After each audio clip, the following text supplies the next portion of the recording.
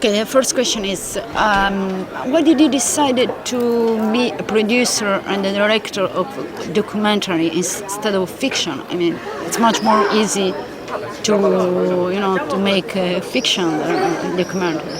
Why this choice? The decision more found me. I was still I was still writing screenplays, and I had done a TV show for MTV, and then this story fell in front of me about a man who is in a gang called the Bloods, a notorious gang that started in Los Angeles, and he had gone to prison, and the story was that he had made a relationship with a guard to sneak in a video camera because he was going to take footage of what was happening in the prison, secretly, obviously, and smuggle it out to his relatives so that they can make a videotape and sell it, like a DVD. And when that story came across to me, I said, this could be a documentary. There's a bigger story here. And I immediately went to his mom and tried to convince her to give me his footage and explain to her how I could put together a movie. And don't you think to make like a mixture, like a fiction with some...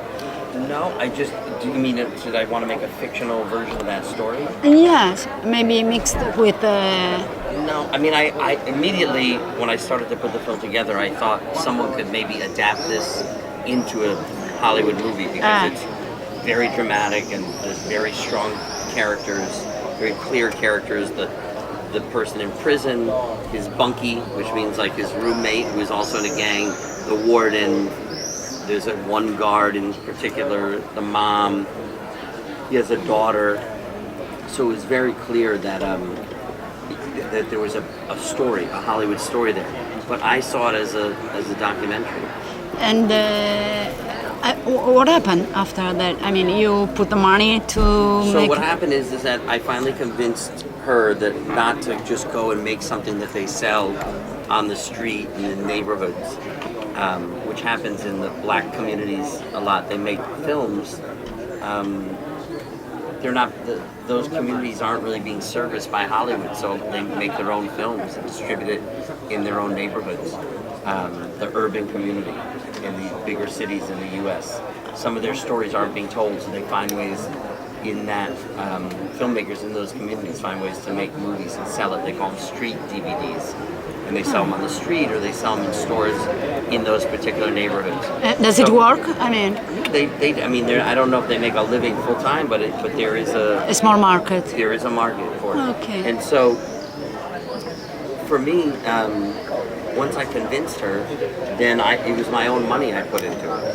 So as I was working on other projects, we slowly started to make the movie. It took about a year, and then we did other interviews to support the story, and then that turned into this movie. And afterwards, after you finish the job, how do you can you put in the market a documentary in New York? So the way that you get it out into the market is that nothing's easy. I was about to say the easiest way, but there is no easy.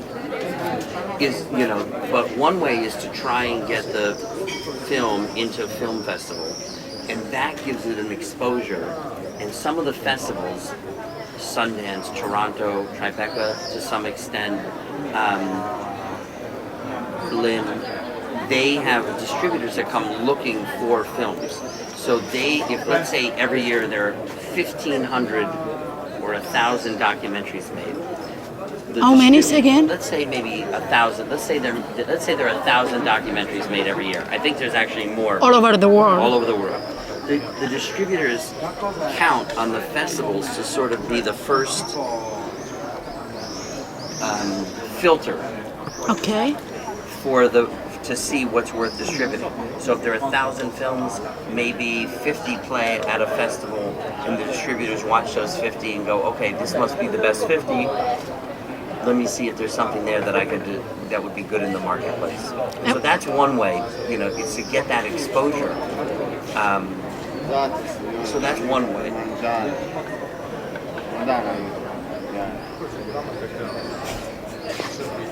I know him. Maybe he has a good movie idea. I don't know. No, maybe wrong. You want food? Oh, okay. So basically, what happens is the festivals act as sort of the first sort of review almost of this could be good, this couldn't be good, and they wait to see that. Doesn't mean that there aren't some movies that don't go to the festivals that are great, that get out there. It's just a more convenient way for distributors. But distribute where? In TV or? Well, first they would go to the other festivals, and then they'd either go to TV or what we in America would call art house or independent film theaters. So meaning they're not the big multiplexes usually, even though there are some multiplexes that play independent films. It's a smaller, independently owned, and they usually in America play other independent scripted films, like smaller movies, maybe without stars or just a smaller story. They play foreign films, films that come from Italy and England and documentary. Yeah, and then documentaries. Okay. So that's where they go, and then they don't make a lot of money there, but they make some money, and then hopefully they go to TV, and then iTunes, Amazon, maybe Netflix. Okay. Places like that. And did it work that time? I guess. Well for us, yes. Okay, so you continue. So once I made that first one, I'm like, hey, this was pretty good. And so instead of running back to go do something else or try something new, I'm like, let's try and make more. And then we had some success. And what I thought that I brought to the process that was different is that I brought, I think, some of the skills from working in Hollywood movies when it comes to how you look at story. In other words, I have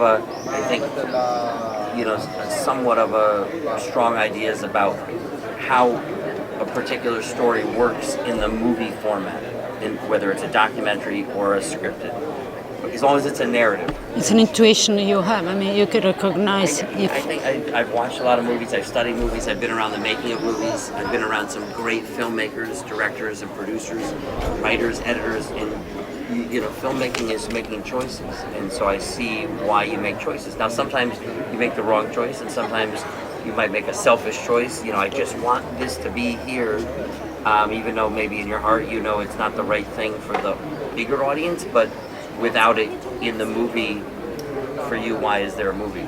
If you're trying to say something, ultimately, I'm not trying to say a lot in any one movie, but I'm probably trying to say 1, 2, or 3 things. And if I can't say those 1, 2, or 3 things each year, 2 or 3. No, each in a movie, there might be 1, 2, 3 things that I want the movie to say beyond the story. Okay. And maybe not everybody even gets it, or maybe they get it but they don't even realize they're getting it. But if I can't say some of those things in a particular movie, then for me there's not a reason to make the movie. Okay. And how many movies do you produce each year? I've produced. So far, I've been doing this 6 years, and I've produced 10 films, and I've directed 4. Okay, and tell me if I'm wrong, but is it true that the market of documentary is getting bigger and bigger each year? I think it's the market for documentaries is bigger, but I think almost like cable TV, it's becoming maybe a little specific. So it's not, I don't know if the market overall, in terms of like these movies are all making more money, but there are more documentaries, but they might be for specific audience. So there might be a documentary about race cars. It doesn't mean everybody who loves documentaries is going to go see it, but there might be an audience of people that care about race cars to go see it. Obviously, every documentary hopefully has some core documentary audience, but I think the subjects. It's kind of specialization. Well, think of it like this. Years ago there was no specific sports channel on TV. You watched sports when they showed it on TV. So now you have a channel just for sports. So are more people watching sports? Maybe, or are they just there's a channel for them to go to? Okay. So it's a little bit different. But hopefully when people see a documentary, let's say somebody likes cooking and somebody makes a food documentary. So they might, I don't really like documentaries, but I like food, so I'll try this documentary. And they might say, you know what, I like that I didn't know I liked documentaries, so maybe I'll try another one that isn't about food. And because of that, it grows. Okay, but tell me if I'm wrong, because I live in Sardinia, you live in New York, but maybe 20 years ago you couldn't even think to go to a movie theater to watch a documentary. Now it's possible. I mean, there's a distribution. They're out there more and more. Is it true? Am I correct? You can definitely go to a movie theater in New York, LA, Chicago, any night of the week, and a documentary will be playing. But no like that 20 years ago, maybe. 20 years ago, maybe not so much. Maybe sometimes yes, sometimes no. But certainly in the last 10, thank you. But certainly in the last 10 years, there are more and more out there. And I think there are a couple of reasons. One is because filmmakers are finding it interesting to make documentaries. I think the barrier is lower for some people. They're like, oh, I can just pick up a camera and go shoot something. You don't have that added element of having to have an actor. Once you have an actor, in theory, you have hair and makeup, wardrobe, everything that comes with make-believe. And that's a lot. It's much easier to get maybe, hey, you and one or two other people go follow somebody around. That doesn't mean it's going to be a good documentary, but it means at least you can make one, and maybe it does turn out good. Also, so the barrier to entry is lower, and then also, I think non-scripted TV, reality TV, has made some people who would never watch something that does not have a script and actors, but they say, hey, I like that reality TV show, I like that non-scripted show, maybe I'll like a documentary. Also maybe because documentary is also a way of being informed, more informed. Well, I think there's no doubt that with the rise of cable TV, you have a lot of cable TV at first is news related because it was inexpensive to produce. Okay. In other words, it's less expensive to have someone reading stories or send a camera person out to make a story. So if you think of a lot of when cable got big, more TV, you have more and more talk shows, news-based shows, right? So because of that, I think people started to feel like information as entertainment. There's a term people use called infotainment, meaning it's information that's entertaining. For cable, like we built a house, we're gonna go watch these farmers, we're gonna go to a bar, all these things where it's informative, but it's entertainment. It might be about politics, it could be about doing something. And with that, again, it just made people think. It made people believe that, things that aren't scripted could be entertaining. That people like to be informed.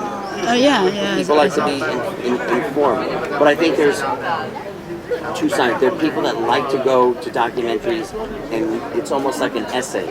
There's a thesis, and the movie sets out to prove the thesis about a political point, about an environment, about things like that. Then you have other people that might go to that, and they're like, wait, where's the story? Where's the drama? Where's the rock music? Where's the whatever? So I don't think one is better or worse. For me, if they, as long as they're going to movies and they're going to documentaries, then it's a positive. It's like food. Someone might say, if I live in Italy and I work for a spirits company, meaning gin, vodka, rum, tequila, and I know Italy is very much about wine and people drink beer. If I sell tequila, obviously I'd rather have all these tables drinking tequila, but if they're drinking rum or vodka instead of beer or wine, I'm thinking, you know what? They're that much closer to drinking tequila because they're at least drinking a cocktail as opposed to beer or wine. So for me, documentaries are the same way. Even if they're not watching a documentary I would make, if they're watching any documentary, they're getting closer to maybe watching one. Okay, sure. And also because I think that in the past, documentary were all the same scheme in a certain way. Now there is much more creation in shooting a true story. But think of it like this: if a traditional documentary is just having a camera and watching things, right? So if a traditional movie was shot on a soundstage, and then all of a sudden they're like, we're going to go out in the street and shoot. They're going to try and do anything they can to make it different. They might put animation. Think of all the things in scripted movies they do to try and make it look different. There'll be like, remember the movie 500 Days of Summer? Right in the middle of the movie, a guy starts singing a Hall & Oates song, and then he stops, and that's it. But only singing the whole movie. Just doing things different. So documentaries are the same way, as people are playing with the form and experimenting with the form in different ways. It doesn't just have to be someone being interviewed, and it doesn't just have to be somebody being followed around and not talking to them. It could be anything at this point, as long as it's not scripted and you're telling a true story. And have you ever tried to have another international partner, European partner, or whatever? Like a movie or a woman? Like a producer. Just kidding. No. Yeah, a woman also. A Chinese. Maybe I have not, but it's something that I would like to pursue. I mean, I definitely, part of the reason of going to the Niagara Film Festival and coming to Sardinia was to see, like, could we do a movie here? But I know that Sardinia is very interested in having the next Game of Thrones, because people are going to Ireland to see the Game of Thrones. I think they go. I think that makes sense, because that feels like it's from that part of the world and things like that. I think there's a lot more. For me, I would be more interested in a contemporary story. What I find interesting is the culture here, and that not just that you have mountains and sand and beautiful water, which usually aren't together, but that then you add the city to that, and all these alleys and streets. That's interesting to me. You know that we are famous even in America because of the age of many people here. There are many people they live longer. Yeah, they live a lot. So maybe that could be. It could be an idea. Yeah, I mean, it certainly could be part of an idea, or it could be an idea. I think there's a lot of. So for me, it would be more successful in America. If you think of how many Woody Allen movies made people want to go to New York, or like a movie in the 80s like Ferris Bueller, where the teenage kid doesn't go to school and he goes running around Chicago, made people when they go to Chicago say, hey, look at this, look at that. I think it's a movie where the area is a character, like a living, where that environment affects the story. Not a movie, it could be here, it could be Rome or Milan, what's the difference, a lot to maybe people in Italy, but maybe from an outsider perspective, it's just an Italian city with differences, but subtle differences to an outsider. Anybody who comes here, this is very different. How did you like the location you saw? What? How did you like the location you saw here in the tour? I mean, I thought the locations were beautiful, but what for me was more important is I was thinking, how could they be used in a story? And I thought that they were very cinematic. I thought not just beautiful, but there's like a history. There's a character to it. In other words, the place is its own character. So if there were two characters talking someplace or something happening, the environment could affect the story in a way. And the last question, traditional question. Who do you like most of Italian director? Oh my God. Italian American or Italian? Italian. No Martin Scorsese. I thought he was Scottish. Let me think. Or Fritz Coppola. Oh my gosh, they're so contemporary or what? Well, I mean, new or. I'm trying to think of the name of the director of that movie. When we were, We Are Young. Do you know what I'm talking about? It takes place in the 70s, and it's. Remember, I was. La meglio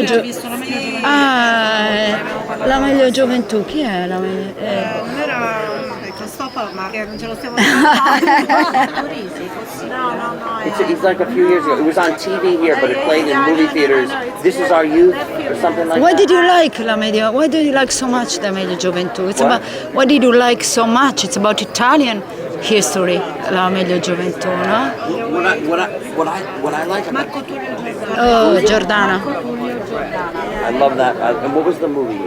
Because it's Italian. Italian is La Meglio Gioventù. The best of our youth. The best. Why did you like so much? Oh my God, I just love that movie in so many ways. I mean, I love that it went over so much time. I love that it spent the time with those relationships. So you had everybody wants movies to be brief, and the movie was brave enough to be long, and so you got to explore characters in a different way. Usually, only TV allows you to explore for so long. So I love that the friendships in Italian movies and the way that they connect it from a generational, like the parents and the kids, the way that the parents are. The way that parents play a role in the children's life, whether the children are kids, teenagers, or 70-year-old parents and 40-year-old, it's something that's much different than in the America. The barriers that people are overcoming in Italian films are different in many ways than in U.S. films. You know, there are things that have to do with, in a lot of, not a lot, but in certain American films, work in scripted in documentary films, work is usually a bad thing in movies. The businesses in America, businesses destroying the environment, businesses exploiting the workers, things of that sort. But in scripted movies, work is more often a way to success in movies. You know, in other words, you're seeing something, somebody gets a job and or an opportunity, it's a positive. In Italian movies, often the work causes stress, and you don't see that explored as much in American films. My films are very positive about work because I think ultimately work provides you not just with your money, provides you with your friends, your community. People often meet their lovers and spouses through work. So I have that, but I find something interesting. It's, and I guess what I mean, which is different, is it's not the workers in Italian films have these challenges because of the way the work is, but they still believe in work. It's a very subtle difference. It's not like they're anti-work. They're not against work. It's just that the people or the structures you're working for make it so challenging on them and ask so much of them. But they ultimately believe in work. Where in the U.S., if it's a movie where the work is bad, it's the worker is pointing out that work's bad and complaining about work and going after the boss. It's a subtle difference. I also love the way, of course, a lot of Italian films that come to America celebrate artistic jobs and creative jobs in a very unique way. In other words, there is like today I talked about the process, how I love the process. In Italian films, the process of creating art is totally celebrated. It's a community. Like those, it's a family at work in these creative things. Whether it's what was the film that won the Oscar 2 years ago? The Italian director, it's the older man. Sorrentino. What was the film? La Grande Bellezza. Right. And so in that, that whole environment was, it was very, to me, an homage to La Dolce Vita. Those party environments. Do you know what I want to talk about? Yeah. But in Hollywood, it's not like that too. You just don't see the arts celebrated in that way. If anything, in a film, the arts would be, the American films would more likely make fun of people who take art that seriously. It would be used as more of a joke, unless it was about a historic figure or something like that. But that you know, the artist in American films is very much a loner. You know, he's drinking and I'm writing by myself. I'm Jackson Pollock. I had to go to a farm and be by myself to paint. In Italian films, it's this group activity, even if it's focused on a particular character, but they're part of this bigger group, which goes back to the lecture today. That, you know, it's like this why I love making films, and what my last film explored. It's that idea of coming together with all these people that you might not usually come together with in pursuit of this love of creating something, and that is very much celebrated in Italian films. I mean, Mastriani. I mean, I'm trying to think of somebody who's less obvious. That's why I was thinking of this is our youth, something that not everybody's gonna say. There's certain movies there's just. I mean, I love Rocco and his brothers. I know it's old, right? Everybody too old, but do you know the film? No. Rocco and his brothers. It's an old film. There's another one I think translated into America just called Mafia. I forget the name of it, but it's about a guy and they fly him to New York and I mean, everybody loves La Dolce Vita. I love 8.5. Oh my God, I love. Next step is to know a Sardinian director. Next step. We're it. Let's go.